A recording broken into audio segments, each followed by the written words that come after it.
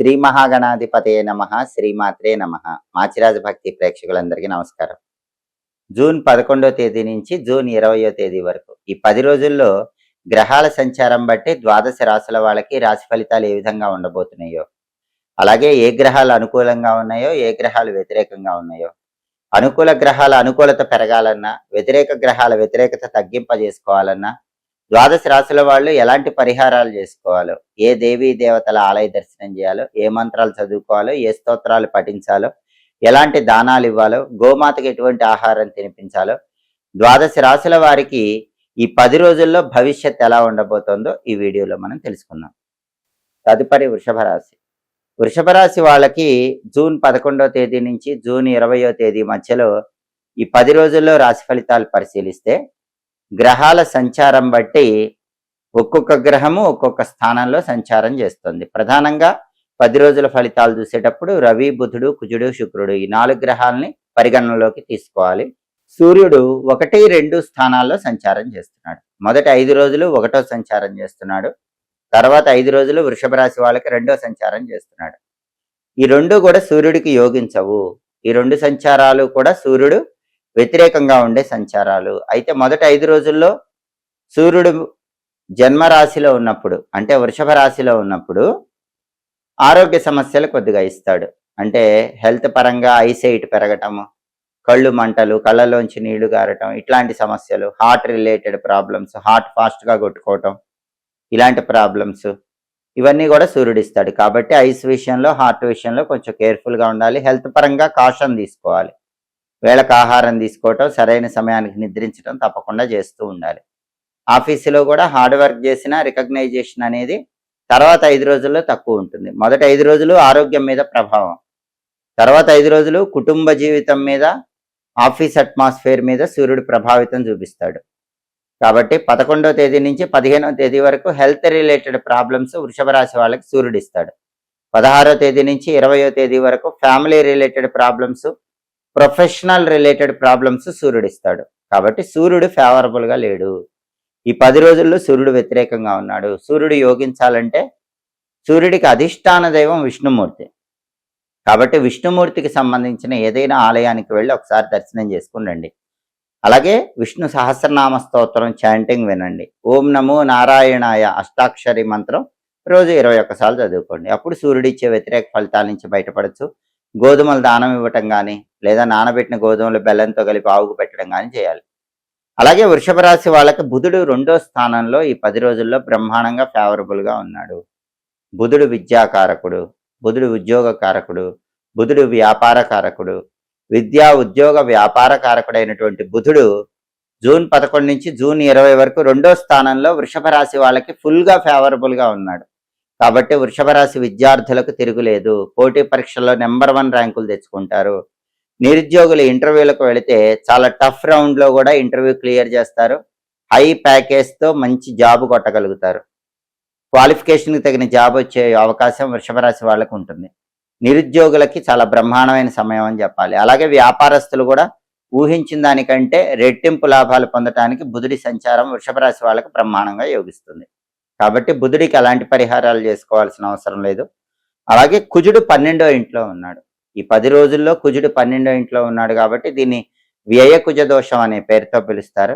ఈ వ్యయ కుజ దోషం ఉన్నప్పుడు కూడా శత్రు బాధలు ఎక్కువ ఉంటాయి, ఖర్చులు ఎక్కువ ఉంటాయి. రూపాయి ఖర్చు పెట్టాల్సిన చోట 10 రూపాయలు ఖర్చు పెట్టే అవకాశం ఎక్కువగా ఉంటుంది. బయటికి నవ్వుతూ వెనక వెన్నుపోటు పొడిచే శత్రువులు పెరుగుతారు. దీన్ని వ్యయ కుజ దోషం అంటారు. వ్యయంలో కుజుడు ఉన్నాడు. ఈ సమస్యల నుంచి బయటపడాలంటే సుబ్రహ్మణ్య స్వామి ఆలయానికి వెళ్ళి ఒకసారి దర్శనం చేసుకోవాలి. అలాగే ప్రతిరోజు ఓం శరవణ భవాయ నమః అనే మంత్రం 21 సార్లు చదవాలి.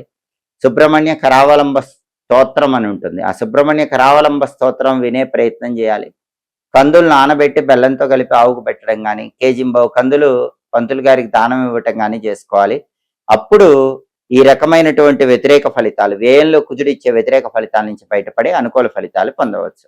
అలాగే శుక్రుడు వృషభ రాశి వాళ్ళకి జూన్ 11వ తేదీ నుంచి జూన్ 20వ తేదీ మధ్యలో 3వ స్థానంలో సంచారం చేస్తూ వ్యతిరేక ఫలితాలు ఇస్తున్నాడు. 3వ స్థానంలో శుక్రుడు ఎలాంటి వ్యతిరేక ఫలితాలు ఇస్తాడంటే పార్ట్నర్షిప్ బిజినెస్ దివాలా తీసేలాగా చేస్తాడు. ఎవరైనా వృషభ రాశి వాళ్ళు పార్ట్నర్షిప్ బిజినెస్ చేసుకుంటూ ఉంటే ఖచ్చితంగా మీ పార్ట్నర్ మిమ్మల్ని మోసం చేసే అవకాశం ఉంటుంది. మీరు దివాలా తీసే అవకాశం ఉంటుంది. మీ కంపెనీ మూసేసే అవకాశం ఉంటుంది. అంత పెద్ద స్థాయిలో పార్ట్నర్షిప్ బిజినెస్‌లో పార్ట్నర్ మోసం చేసే విధంగా 3వ స్థానంలో శుక్రుడు ఫలితం ఇస్తాడు. కాబట్టి వృషభ రాశి వాళ్ళు బిజినెస్ పార్ట్నర్స్‌తో జాగ్రత్తగా ఉండండి. అలాగే ఏదైనా కష్టం వచ్చినా సరే ఒక ప్రణాళిక ప్రకారం ఆ కష్టం నుంచి బిజినెస్‌లో బయటపడే ప్రయత్నం చేయటం మంచిది.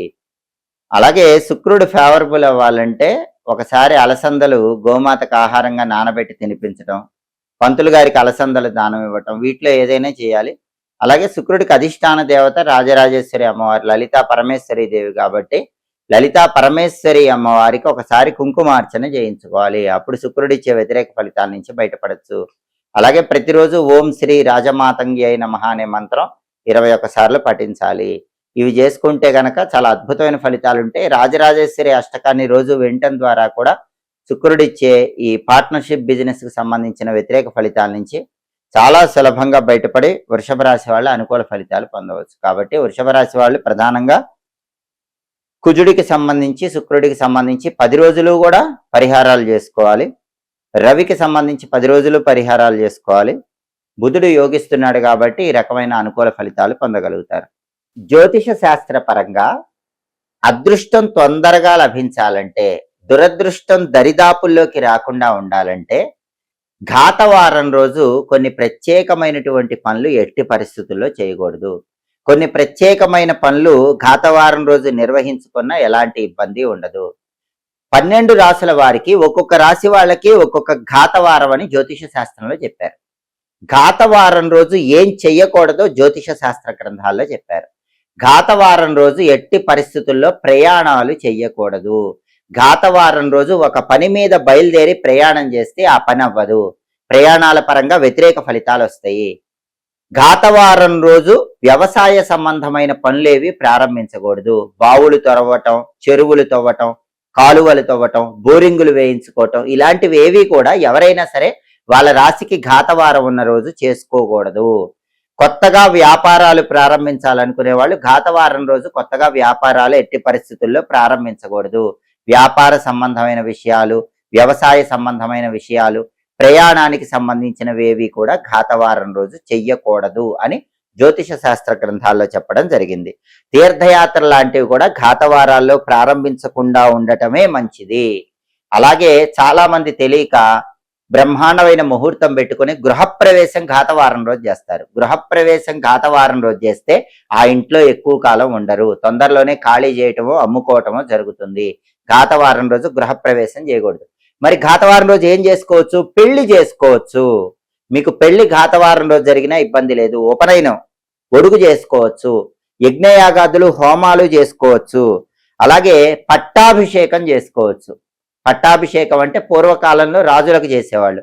ఆధునిక కాలంలో అయితే ఉద్యోగంలో మీకు ఒక అధికార పదవి హోదా ఇవ్వాలనుకుని ఆ అధికార పదవి హోదా ఇవ్వాలనుకున్నప్పుడు ఘాతవారం రోజు ఇచ్చినా దోషం ఉండదు. అలాగే ఆడవాళ్ళకి సీమంతం ఘాతవారం రోజు చేయొచ్చు. అందులో ఏ దోషము లేదు. కాబట్టి ఏవి చేయవచ్చో అవి చేయాలి, ఏవి చేయకూడదో అవి చేయకూడదు. ఘాతవారం అనేది ఒక్కొక్క రాశి వాళ్ళకి ఒక్కొక్క రోజుగా జ్యోతిష శాస్త్రంలో చెప్పారు. మేషరాశిలో జన్మించిన వాళ్ళకి ఆదివారం ఘాతవారం, వృషభ రాశి వాళ్ళకి శనివారం ఘాతవారం, మిథున రాశి వాళ్ళకి సోమవారం ఘాతవారం, కర్కాటక రాశి వాళ్ళకి బుధవారం ఘాతవారం, సింహరాశి వాళ్ళకి శనివారం ఘాతవారం, కన్యారాశి వాళ్ళకి శనివారం ఘాతవారం, తులారాశి వాళ్ళకి గురువారం ఘాతవారం. కాబట్టి మీ రాశికి ఘాతవారం అని ఎప్పుడైతే చెప్పారో ఆ వారం రోజు ఇప్పుడు చెప్పిన ఏ పనులు కూడా చేయకూడదు. కొన్ని ప్రత్యేకమైన పనులే చేసుకోవాలి. అదేవిధంగా వృశ్చిక రాశి వాళ్ళకి శుక్రవారం ఘాతవారం, ధనుస్సు రాశి వాళ్ళకి శుక్రవారం ఘాతవారం, మకర రాశి వాళ్ళకి మంగళవారం ఘాతవారం, కుంభరాశి వాళ్ళకి గురువారం ఘాతవారం, మీనరాశి వాళ్ళకి శుక్రవారం ఘాతవారం. 12 రాశుల వాళ్ళకి ఘాతవారం అని ఇలా జ్యోతిష శాస్త్రంలో చెప్పారు.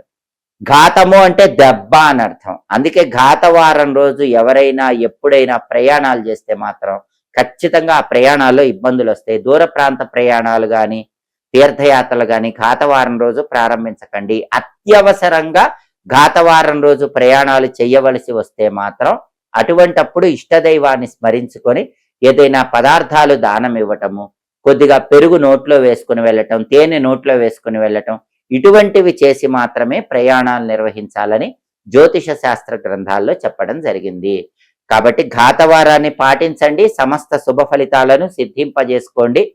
ఎప్పటికప్పుడు గ్రహాల సంచారాన్ని బట్టి దినఫలాలు, మాస ఫలాలు, 10 రోజుల ఫలితాలు, సంవత్సర ఫలితాలు వీటన్నిటినీ తెలుసుకోవాలన్నా, గ్రహాల సంచారంలో వచ్చే మార్పును బట్టి ఒక్కొక్క గ్రహం ఖగోళంలో మారినప్పుడు అది ద్వాదశ రాశుల మీద ఎలాంటి ప్రభావాన్ని చూపిస్తుందో తెలుసుకోవాలనుకున్నా మాచిరాజ్ భక్తి ఛానల్ తప్పకుండా చూడండి. మా వీడియోస్ మీకు నచ్చినట్లయితే మా ఛానల్ లైక్ చేయండి, కామెంట్ చేయండి. మా ఛానల్ వీడియోస్ 10 మంది మిత్రులకు షేర్ చేయండి. మా ఛానల్ సబ్స్క్రైబ్ చేసుకోండి. పక్కనున్న బెల్ సింబల్ ఒకటి మాత్రం మర్చిపోకండి. సర్వే జనాః సుఖినో భవంతు. స్వస్తి.